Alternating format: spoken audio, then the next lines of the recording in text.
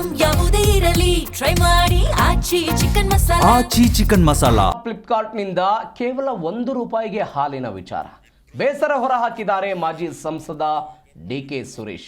ಸರ್ಕಾರ ತಕ್ಷಣವೇ ಗಮನ ಹರಿಸಬೇಕು ಅಂತ ಆಗ್ರಹಿಸಿದ್ದಾರೆ ಡಿಕೆ ಸುರೇಶ್. ಫ್ಲಿಪ್ಕಾರ್ಟ್ ನಿಂದ ಕೇವಲ ₹1 ಹಾಲಿನ ವಿಚಾರ. ಇದೀಗ ಈ ವಿಚಾರಕ್ಕೆ ಸಂಬಂಧಪಟ್ಟಂತೆ ಮಾಜಿ ಸಂಸದ ಡಿಕೆ ಸುರೇಶ್ ಬೇಸರವನ್ನು ಹೊರಹಾಕಿದ್ದಾರೆ. ಈ ಬಗ್ಗೆ ಸರ್ಕಾರ ತಕ್ಷಣವೇ ಗಮನ ಹರಿಸಬೇಕು ಅಂತ ಆಗ್ರಹಿಸಿದ್ದಾರೆ ಡಿಕೆ ಸುರೇಶ್. ಇದಕ್ಕೆ ಕಡಿವಾಣ ಹಾಕಬೇಕು, ನಾನು ಇವತ್ತು ಪ್ರಧಾನಿಗೆ ಮೇಲ್ ಮಾಡ್ತೇವೆ ಅಂತ ಮಾಜಿ ಸಂಸದ ಡಿಕೆ ಸುರೇಶ್ ಹೇಳಿರೋದು. ಕಾಂಪಿಟೇಷನ್ಗಾಗಿ ₹1 ಹಾಲು ಕೊಡ್ತಿದ್ದಾರೆ. ಇದರಿಂದ ರೈತರಿಗೆ ಹೊಡೆತ ಬೀಳುತ್ತೆ, ದೇಶದ ರೈತರ ಮೇಲೂ ಕೂಡ ಪರಿಣಾಮ ಬೀರುತ್ತೆ. ಪಬ್ಲಿಕ್ ಶೇರು ಹಣ ತಂದು ಇಲ್ಲಿ ಹಾಕ್ತಿದ್ದಾರೆ, ಇದು ರಾಜ್ಯದ ರೈತರಿಗೆ ಹೊಡೆತ ಬೀಳುತ್ತೆ ಅಂತ ಡಿಕೆ ಸುರೇಶ್ ಅವರ ಅಸಮಾಧಾನ.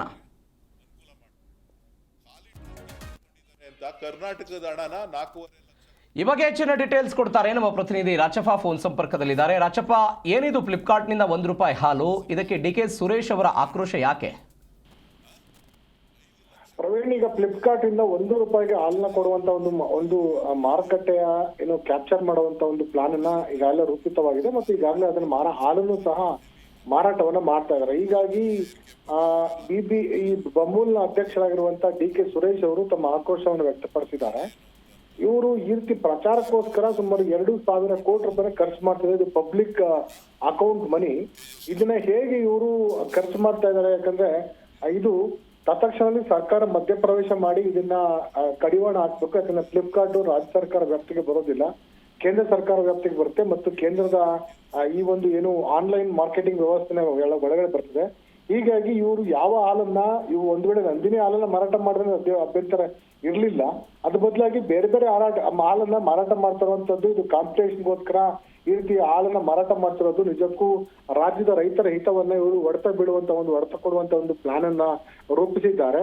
ಇದರಲ್ಲಿ ಕರ್ನಾಟಕ ರಾಜ್ಯದ KMF ಇರ್ಬೋದು, ನಂದಿನಿ ಹಾಲನ್ನ ಹೊರತುಪಡಿಸಿ ಬೇರೆ ಬೇರೆ ಹಾಲನ್ನ ಅಮೂಲ್ ಇರ್ಬೋದು ಅಥವಾ ಬೇರೆ ಬೇರೆ ಹಾಲನ್ನ ಇವರು ಪ್ರಮೋಟ್ ಮಾಡುವಂತ ಪ್ಲಾನ್ ಅನ್ನ ಮಾಡ್ತಿದ್ದಾರೆ. ಇದರಲ್ಲಿ ₹1,000 ಕೋಟಿ. ಯಾಕಂದ್ರೆ ಒಂದು ಹಾಲನ್ನ ರಾಜ್ಯ ಸರ್ಕಾರ ಖರೀದಿ ಮಾಡ್ತಿರೋದು ಸುಮಾರು ₹38 1 ಲೀಟರ್ ಹಾಲನ್ನ ರೈತರಿಂದ ಖರೀದಿ ಮಾಡ್ತಾ ಇದೆ. ಅದೇ ರೀತಿ ಸುಮಾರು ₹45 ಅಥವಾ ₹48 ಮಾರಾಟವನ್ನು ಮಾಡ್ತಾ ಇದೆ. ಹೀಗಾಗಿ ಇದು ದೊಡ್ಡ ಮಟ್ಟದ ಜಾಲ ಇದೆ. ಯಾಕಂದ್ರೆ ಕೇವಲ ಹಾಲನ್ನ ಸಂಗ್ರಹ ಮಾಡೋದಿಲ್ಲ, ಹಾಲ ಟ್ರಾನ್ಸ್ಪೋರ್ಟೇಷನ್ ಮಾಡ್ಬೇಕಾಗುತ್ತೆ, ಅದನ್ನ ಸಂಸ್ಕರಣೆ ಮಾಡ್ಬೇಕಾಗತ್ತೆ. ಅದಾದ ನಂತರ ಅದನ್ನು ಸಹ ಟ್ರಾನ್ಸ್ಪೋರ್ಟೇಷನ್ ಮಾಡ್ಬೇಕಾಗತ್ತೆ. ಡೀಲರ್ಸ್, ಡಿಸ್ಟ್ರಿಬ್ಯೂಟರ್ಸ್, ಈ ತರ ಇದು ದೊಡ್ಡ ನೆಟ್ವರ್ಕ್ ಇದೆ.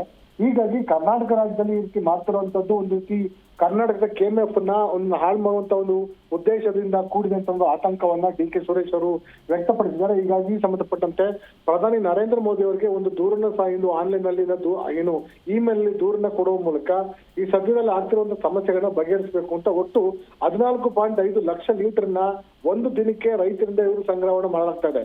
ಈ ಹಣವನ್ನು ಅವರು 14.5 ಲಕ್ಷ ಲೀಟರ್ನ ಮಾರಾಟವನ್ನ ಮಾಡಿದ್ದಾರೆ ಅಂತ ಒಂದು ಮಾಹಿತಿಯಿಂದ ಫ್ಲಿಪ್ಕಾರ್ಟ್ ಅವರು ಮಾರಾಟ ಮಾಡಿರುವಂತದ್ದು ಮಾಹಿತಿ ಬರ್ತಾ ಇದೆ. ಹಾಗಾಗಿ ಈ ಹಾಲು ಯಾವ ಹಾಲು ಒಂದ್ ವೇಳೆ ಪೌಡರ್ ಅನ್ನು ತೆಗೆದುಕೊಂಡು ಆ ಪೌಡರ್ನ ಹಾಲು ಮಾಡಿ ಮಿಕ್ಸ್ ಮಾಡಿ ಮಾರಾಟ ಮಾಡ್ತಾ ಇದಾರ ಅಥವಾ ದುರುದ್ದೇಶ ಪೂರ್ವಕವಾಗಿ ಈ ರೀತಿ ಹಾಲನ್ನ ಬೇರೆ ಹಾಲನ್ನ ತಂದು ಮಾರಾಟ ಮಾಡುವಂತ ಪ್ರಯತ್ನ ಮಾಡ್ತಿದಾರೆ ಅಂತ ಅನ್ನೋದನ್ನ ಪತ್ತೆ ಮಾಡ್ಲಿಕ್ಕೋಸ್ಕರ ಇನ್ನು ಹಾಲಿನ ಗುಣಮಟ್ಟವನ್ನು ಸಹ ಪರಿಶೀಲನೆ ಮಾಡ್ಲಿಕ್ಕೆ ಅಧಿಕಾರಿಗಳಿಗೆ ಸೂಚಿಸಿದ್ದಾರೆ.